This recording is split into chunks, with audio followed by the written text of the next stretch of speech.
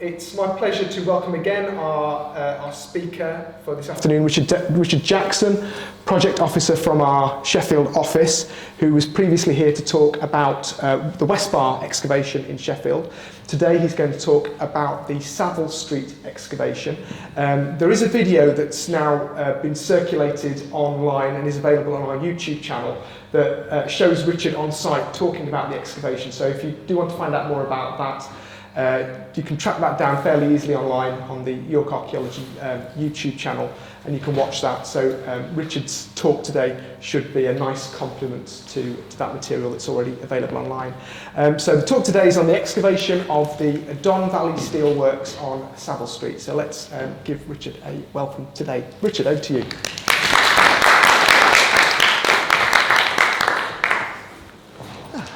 Hello everyone, thanks for joining us today. Apologies about the slight darkness of that first slide.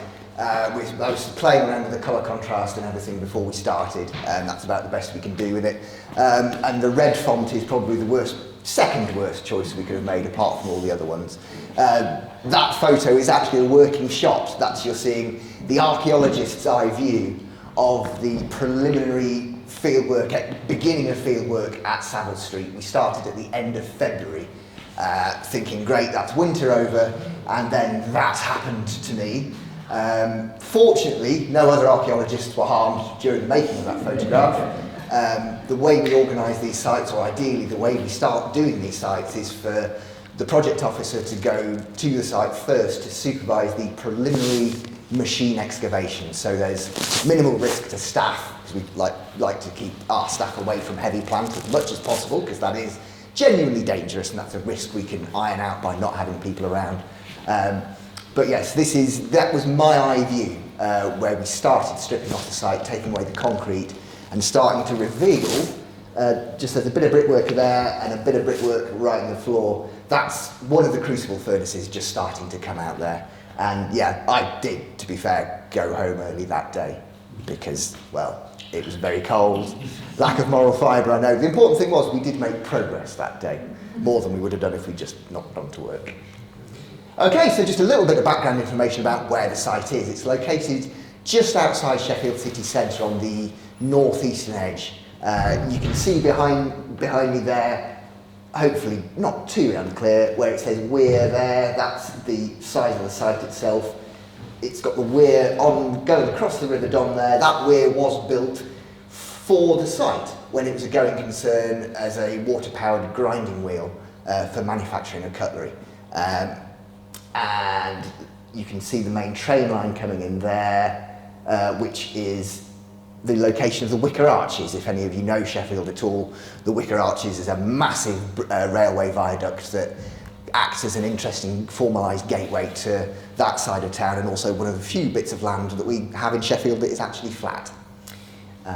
So moving on there, this is one of the main operations that occurred at the site that we were investigating was the expansion of Hobson Steelworks, and that was a large industrial concern that was initially set up directly to the west of the site that we're looking at. That grew and expanded.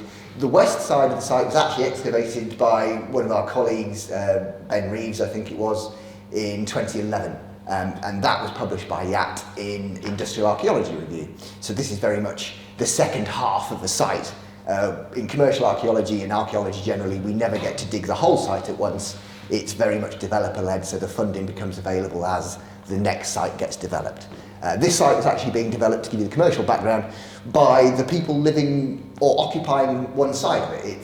The client was McCarthy's Storage World, and because they're expanding, they wanted to build across what was just their open, hard-standing land. Sadly, they're putting their Costa coffee in it as well, just to claw back some money. But yes, rather than the ubiquitous student flats, which is what most of our work seems to be at the minute, this was something a little bit different and marks a bit of a resurgence in economic activity along this side of town. But yeah, these are quite indicative engravings that you see of the typical steelworks view.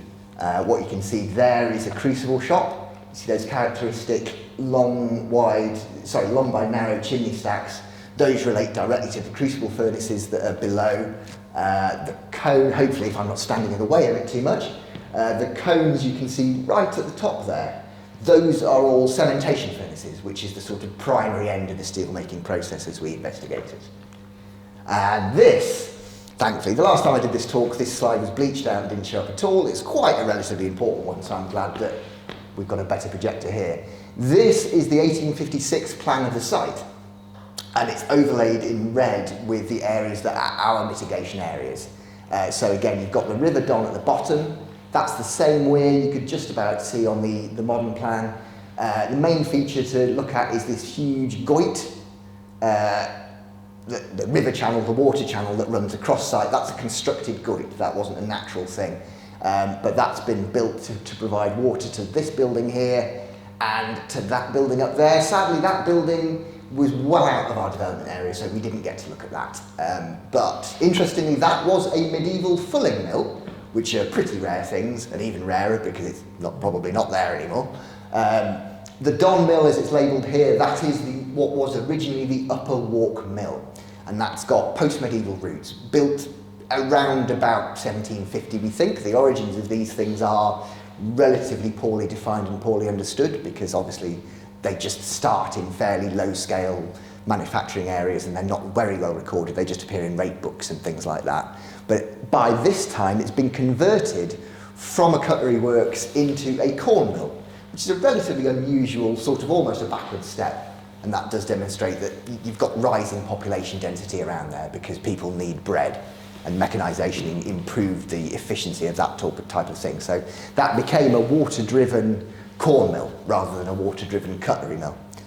Basically, it's like changing a gearbox in a car almost. It's a little bit expensive, but it's quite doable. You leave your primary mechanisms intact and you just change the output like that. Over here, Area A is one of the main areas we'll look at now that's part of the expanding Hobson Steelworks. But originally, you can see there is this boundary wall coming through site there. That marks the eastern edge of the original Hobson Steelwork, and that is a relict property boundary from medieval times as well, we think. And that relates back to bills of sale and plot boundaries and things like that. But here we see it actually physically manifested as a line on the map. And that's something we actually managed to pick up on during the dig as well. And there you can see, just to give you a bit of idea of the expansion and change that happened on this site. You've got your areas, again, our mitigation areas outlined in red, that's the 1890s map. And you can see by then the Hobson Steelworks has completely subsumed everything else. It's encroached right onto the previous landscape, and that changes everything forever. And that's very indicative of the type of gathering pace of changes that became to be known as the Industrial Revolution. And this is what it actually looks like in the ground when we get into it. This is, once the preliminary mechanical excavation is complete, I'm not going to try and say that we dug all that out by hand, because that would be arduous and time-consuming and not particularly safe, and this is more efficient. So I've already machined out where my three colleagues are standing there with about a 20-ton machine working back this way, and this is the crucible furnace. That's the cellar. They're usually situated in a cellar. The working surface that most people would have encountered as part of their day-to-day was actually on top here. This has been reduced a little bit in height. What makes this furnace different from all the other ones is the spatial arrangement and the modifications that were made to it afterwards. This sloping wall here that you can see at the back, that's an unusual modification. That's not something we've ever seen on crucible furnaces before. And it would have effectively made operation basically not possible anymore of that furnace, because that interrupts where the chimney stack was. So what we think has happened here is they've deliberately decommissioned this furnace. Rather than just trashing it and backfilling it, they've basically turned that whole bit of brickwork you can see into a massive ground anchoring support foundation for the crucible furnaces that directly abutted it on the other side. So we think that's evidence of them deliberately taking one crucible furnace out of use while continuing to use the next door one. Why they did that is still a matter of some conjecture, but I think it's because they built the stacks back to back. So that is, again, an unusual thing which isn't tried much, and we think it's because it was bad for the state of the structure. You've got too much concentrated heat there that can't dissipate properly and may have resulted in structural instabilities. So they decided to just take out one of the furnaces and then carry on using the next one. Here you can see the bird's eye view. That's not from a drone. Always worth mentioning that. This is done by the process called photogrammetry, which, if any of you were at the talk about Westbar, I went on about at length there. Hundreds of digital photos taken by us during the recording process, fed into a nice piece of software, and the software produces this overview. It's actually a 3D model you can move around. This is a great boon for effective and precise planning, because we are still obliged to do our jobs properly and produce a drawn and written record that accurately records the site. This is arguably more detailed than hand planning and is a lot quicker, so we can focus on the context sheet, we can focus on understanding the site rather than getting through the nitty-gritty of hand planning in winter, which is obviously very honourable, but it's really, really bad for you. This is our final result that goes in the report. This is basically traced from the photogrammetry. So again, here you can see the piers of the crucible furnace sticking out. Each one of those piers relates to a flue hole, and you can't see the final chimney hole because that's gone. But that's your plan of the crucible furnace, and that's how they look, and that's how you also understand how to approach digging them in the most efficient way. Because once you understand the profile of them and the direction the structure exists in, you can then work along it without, you can go at them with a machine under appropriate supervision without being too worried about damaging it as you go. So you've got this balance between careful excavation but also economically favourable excavation. Ultimately, we're paid for by a client. The client is the developer. They're doing this because of a planning condition. They're not doing it because they love archaeology, although a lot of them tend to learn more about archaeology once they've worked with us for a bit. But it's got to have a quick turnover so we can demonstrate that we can do these sites in a fairly short window. Because the whole site was done in about 6 weeks. And it's, as you can see from, hopefully the plans give some idea of the scale of what we were doing. But yes, you've got the main crucible furnaces here. As I said, they're back to back, so they share a common central wall. Usually they're the other way around. If they're in adjoining cellars, you'd expect to find the rear stacks of the crucibles at the outside edges, because that's better for heat dissipation. For whatever reason, but I suspect it was maybe because Hobson had built so many steelworks on this site, these two were kind of slapped into the middle of what would have been an open courtyard. So they're trying to make the most use of the space, and also possibly just experimenting with a different design to see where it got them. And to the south, you can see bits of cobble floor and surface that turned up beneath the ancillary buildings behind the stack. This is just a bit of a close-in view of the crucible furnace once we finished it. It would have had a barrel vaulted ceiling, so that's again a structure that we can infer from that scar on the wall there and that scar on the wall there. That was never a structurally keyed in relationship, it's just a butting, so they've just put some mortar on there to finish it off. The load bearing happens across the span of the arch, of course, so you've got springers on the front edge of this where the arch depended off, and then a central wall, and the whole thing holds itself up quite nicely until it starts failing at one particular place, and then it's all done. Once there's a crack in it or a break in it, then you're looking at structural failure. And that's, again, the bird's eye view from the top of the completed crucible furnace one once we'd excavated it, and you get a nicer view of that unusual blocking wall going in there. Again, it's, as you can probably make out, most of this is white lime mortared, all that pale white material. That's the earlier white lime mortar that falls out of use around about 1850 as a rule of thumb. So it sticks out quite glaringly that is all constructed with black ash mortar.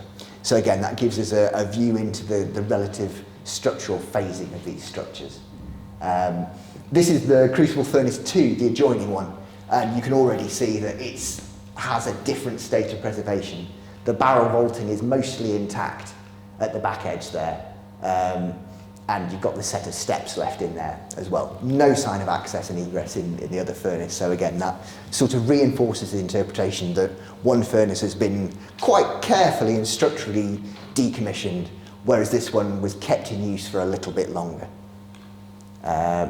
And that's sort of the view of my working day a lot of the time, is looking into muddy holes with industrial structures in them.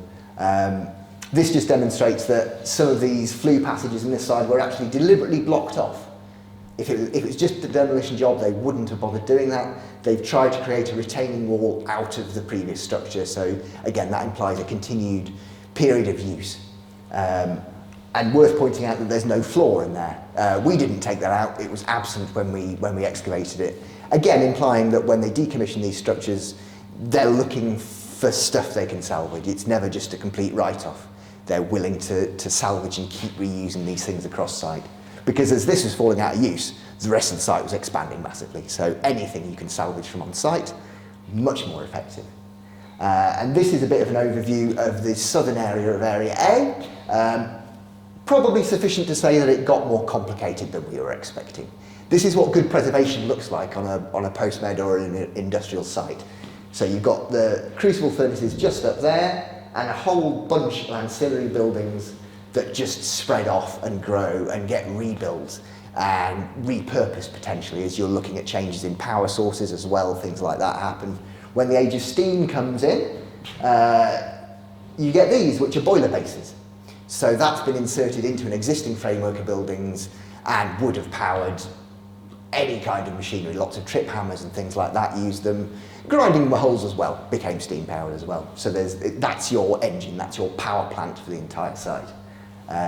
Just at the bottom there, try and move out of the way, it's not very obvious, there's a mess of brickwork there. That's the remains of the cementation furnace. So not particularly well preserved in this case, just a little tantalising glimpse right at the edge of it.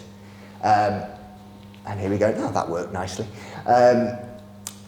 This is a close-up of that particular area, so the arrow is fairly indicative of the larger scale plan and the bird's eye view there. Cobbled surfaces. You get them in domestic environments a lot in Sheffield and certainly most post-med cities. This was a surprising find because it was sealed beneath all the post-construction layers relating to the industrial expansion. So what I'm interpreting this is the relic of the Georgian landscape from the 1700s when this was a riverside site with much more open space. Don't know if you remember from the original 1850s plan, it did show a sparsely populated site structurally. So you had a few buildings with lots of undefined space. And it turned out they made the effort to put cobbles down. It's no small effort to put these floors in, so it does show that they rely on regular access and egress. They're always taking material and goods in and out of this site, and the people need to get in and out easily to make these things work. So someone decided it was worth the effort of essentially, as far as we can tell, paving the entire site with cobbles. So people were probably living somewhere near there as well. There's small workshop buildings which we can't define a proper use for, but they may have had occupation on site too. This odd little brick structure was a funny little thing. Possibly the base of a staircase providing access to an upper floor of one of the workshop cottage rows. Again, very little physical evidence of those things survives because they're very easy to dismantle once they start falling apart. So all you're left with these little echoes of a much more substantial building and a much more substantial occupation of people's presence on the site. And this is just another part of that site. Again, once we start digging into these areas, we will find cobble floors everywhere. This looks more like a road just because it had a linear arrangement to it, which doesn't show up terribly well there. It was a surprise. Again, most of the time you anticipate that the industrial expansion completely eradicates the earlier phases because they are flimsier. In this case, they were very, very carefully cutting that cobbled surface behind me to make new foundations. Expediency. When it's all done by hand, much easier to do that. And that's good for the archaeologists because it gives us something to do as well. And that's a slightly better close-up. Sometimes material culture defines the little nitty-gritty, something that's not terribly well represented in industrial archaeology. However, excavation of that surface led us to find what was actually the star object of the site, really, in terms of portable material culture. It's made of lead. We think, or our specialist thinks, it's a clothing hook, which is basically what we use to fasten up anything you would think of using buttons for today. That would be replaced by a clothing hook in the sort of late Georgian, early Victorian period. So that lead bit would have attached to one half of your waistcoat, for example, and it's bent and snapped, but the other half would have been hooked and that would have gone through a sewn eyelet on the other side. The odd thing about this is that it's made of lead. They're not supposed to be made of lead. They're typically copper. So too soft, not practical at all. Good for manufacturing if you want to make a design though. So this might be the early mould, or the original that they then made the mould of to make their copper engravings from, possibly. And that's still an interpretation at the minute, but that's the best our specialists can come up with at the moment. So if that is what it is, that's a rare enough object that was directly related to someone's livelihood at the time, and an accidental loss rather than a deliberate discard. Someone would have missed that. There's a nice slow dissolve, and that's just how it looks when it's been finally cleaned up and in the office. So it's not too bad a shot. But you see, it's just got a nice little botanical sort of plant design at the top. Completely unnecessary. That doesn't help the functionality of it at all. But if you were buying these things on a regular basis, you might be able to pick and choose your styles and your designs. It's just underlining that the people in this era weren't completely poverty-stricken. They were making fairly good money in the jobs that they were in, and they'd have had enough disposable income to put their identity into their material culture. And here we are just looking at that area again. This is only a small wall. There's no point me pointing the pointer at that, is there? That's only a small wall, fairly inconsequential, but it is in exactly the right place to be that boundary wall that we were looking at on the first map. So they have what we'd call a fossilised property boundary that directly shows us the phasing relative to all of the rest of the stuff. So that wall at the back that's built over the top of it is that later expansion that is the reason for the truncation of that boundary wall, and it opened up a whole extra series of questions. We had to dig alongside it, and we found a well, which is a lovely little relic survival. There were wells all along the riverside, which is odd because you'd think the river would be a good source of water, but there were plenty of allotments here before this site was developed, so that's a hangover from those days. And we will start whizzing through this fairly quickly now because I'm nearly out of time. But yeah, that's the site of the corn mill again, which shows up nice and well. But yes, that's our boundary line there. So our well was located just underneath that. So we know that's earlier than 1850, that well, and it helps us date a lot of the similar landscape features. Very rapidly now, this is Area B. This is the site of the Upper Walk Mill, which was a cutlery grinding works. We know that cutlery grinding was going on here if we didn't have all of the maps and the plans to go off. This orange deposit, that's our swarf. That is the wheel swarf that comes straight off the grinding wheels when you're day in, day out using them to hone blades. So it's a mixture of ferrous residue and a lot of fine-grained stone. That's the stuff that kills you if you breathe it in for too much. It was a good job at the time, considered a good job at the time, because you only died at 45. Considered a good innings at the time if you were lucky, and you made fairly good money doing it. But it took another 100 years of people learning about dust extraction to make these things actually safe. That's an overview of our site there. That's Area B that you can see stretching riversides over there, and that's the main external wall of the works, which ended up being the oldest surviving bit that we found. We have research agendas for these things. We're often on a quest to find certain parts of the building. We were asked to look for the mill wheel architecture. None of the original phase of that survived because it's still in use until fairly late. They rebuild it for the corn mill and probably renovate then, so it's still a working building up until the very last days when it's demolished and decommissioned. What you find is better preservation away from that focus of activity. So the swarf, which you can see over there, still survives in the ground on the opposite side of the building.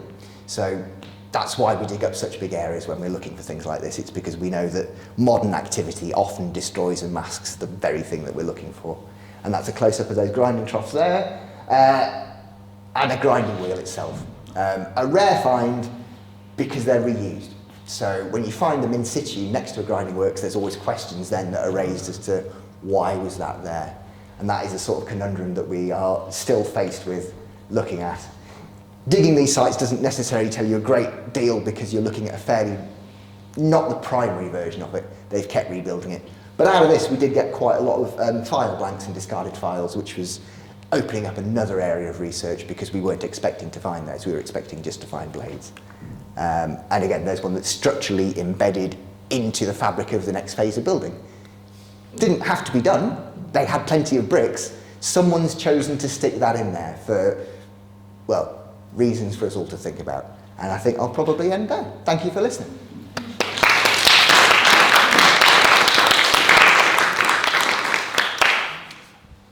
Okay, I think we've got 5 minutes or so for questions. If anyone's got any questions at all for Richard.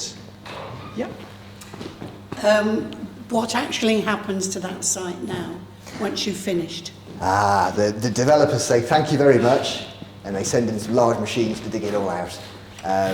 In this case, they're doing like a girder frame construction, so the destruction is relatively discreet in some areas, but where they are piling, if they've got brick structures in the ground, they have to grub it all out around the footbridge. And you never find anything that stops them doing that? Sometimes, yeah, but the reason why this work is scheduled in such a way is to basically mitigate that, so that they have to pay for us to do the work because they're destroying it. So there's no secret about that. That's a very explicit part of the process. Yeah. And if they weren't destroying it, they wouldn't pay for us to dig it up in such a way. So we are essentially the agents of destruction, but we're also recording everything as we go. So as we destroy the site, we're creating a permanent archive, which is, and talking to you is part of this as well. That's an explicit output of our projects. We are bound to do these things because the more people we tell about it, the more people know it exists. Thank you. Yeah. I'm not very industrially minded. Could you explain where the crucibles come into? There was such a lovely pattern. How big are they and where do they come in this process, please? Oh, that is a good question, thank you. Yeah, the pots themselves aren't as big as you'd think. It's not as big as the snooker place, for It example. looked small when the men were there. Yeah. And then when you showed us the empty one, it looked huge. So. Yes, it's the contrast as well, having people in it as well, it populates it and the scale changes.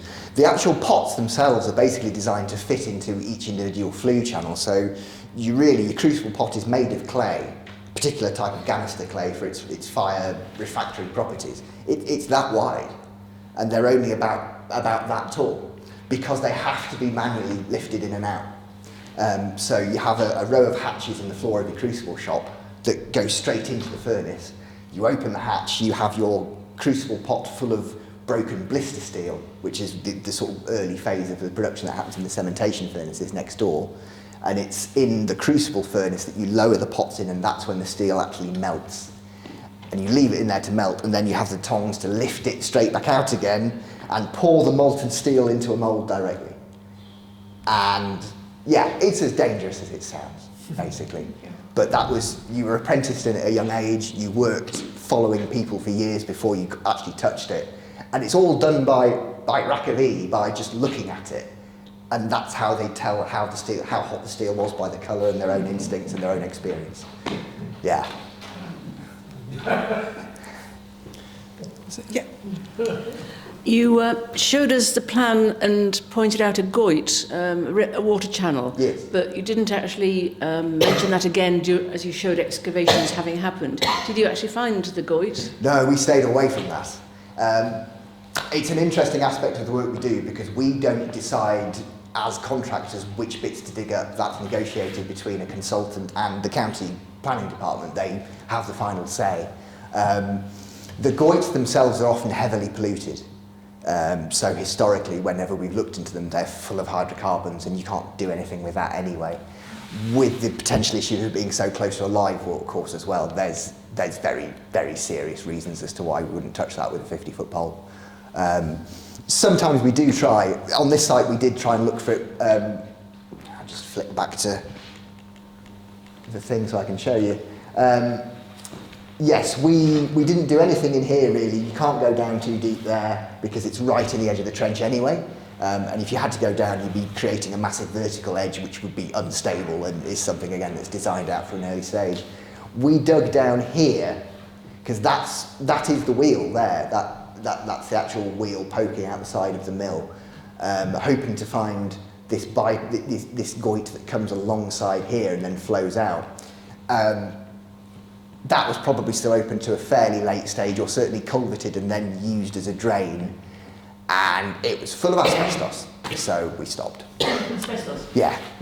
Anything that's been relatively accessible from the 30s to the 50s, we looked, but yeah, it was not deemed appropriate to do. Thank you. We've maybe got time for just one more question, if anyone's got any questions for Richard before we wrap up. Jolly good. Okay, well, it just remains for me then to say thank you again to Richard, who stepped in at quite short notice for this. And you're going to hot foot it back to Sheffield now, I believe, and finish writing the report on this very site. So it's hot off the press. But yeah, if you could just join me in thanking Richard one more time, please. Thank you.